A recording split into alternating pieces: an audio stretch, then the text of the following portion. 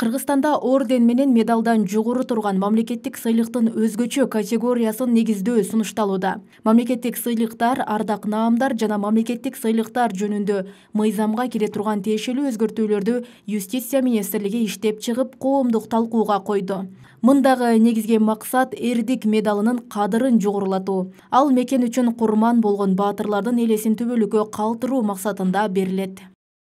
Кыргызстанда мамлекеттик сыйлыктын бир нече категориясы бар. Жогорку категория Кыргыз Республикасынын баатыры өзгөчө белгиси. Биринчи категория ордендер. Экинчи категория медалдар. Андан соң ардак грамоталар жана ардак наамдар.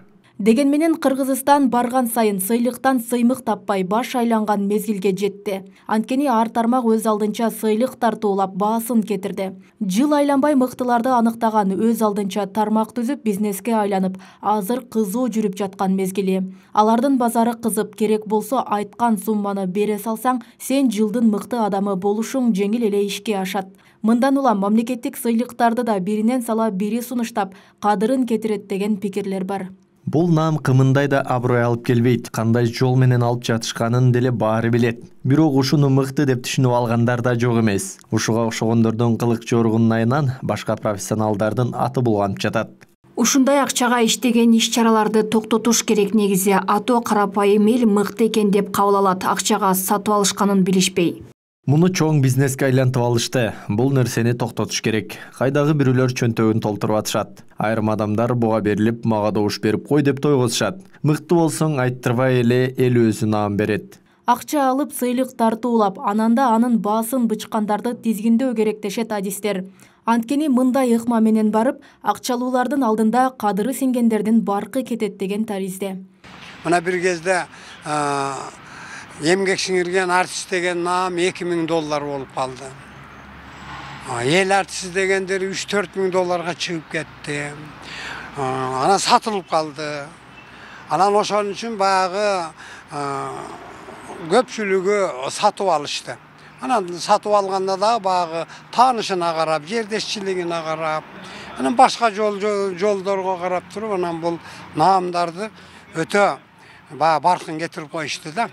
Анан муну наамды алса боло берет экен деп жөнөкөй эле жүргөн, жөн эле иш кылып жүргөн адамдар деле наамга ат коюп, анан алар деле акчага сатып наам алып алышты.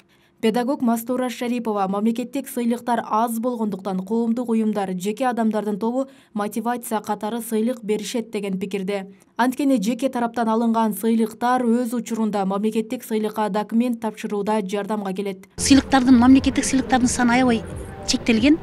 Президентибиз жогорку кеңеш чектелүү гана сыйлыктарды берген үчүн менимче элибиздин айрым бир ишкерлердин стимулдарын берүү үчүн коомдук уюмдар ошондой бир мотивация жасоо максатында уюмдарды түзүп, элдердин майрам алдында маанайын көтөрүп, аларга бир жылдын мыктысы, мыкты ишкер, мыкты ошол ар түрдүү номинацияларды берүүсү дагы белгилүү бир деңгээлде ошол элдин арасындагы ишмердүүлүккө өзүнүн күчүн берет.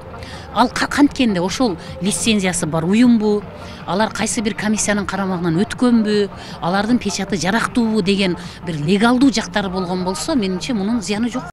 Өлкөдө мамлекеттик сыйлыктар өлкө башчысынын жарлыгынын негизинде гана ыйгарылат. Кыргызстандын 30 жылдык тарыхында жыл сайын эң көп сыйлык тапшыргандардын сап башында Роза Отунбаева менен Алмазбек Атамбаев турат. Президенттердин ичинен Аскар Акаев эң аз сыйлык ыйгарган.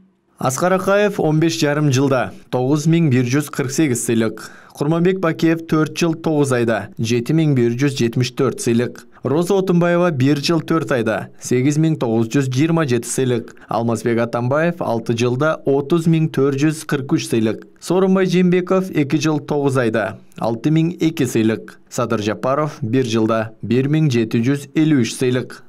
Учурда Кыргызстанда 15ке чукул мамлекеттик сыйлык бар. 2017 жылга чейин алардын саны 20га чамалап барчу. 1990 жылдан бери 63 миңден ашык адамга мамлекеттик сыйлык ыйгарылган. Роза Акматжан кызы, Жылдыз Кадырбаева, Ош ТВ.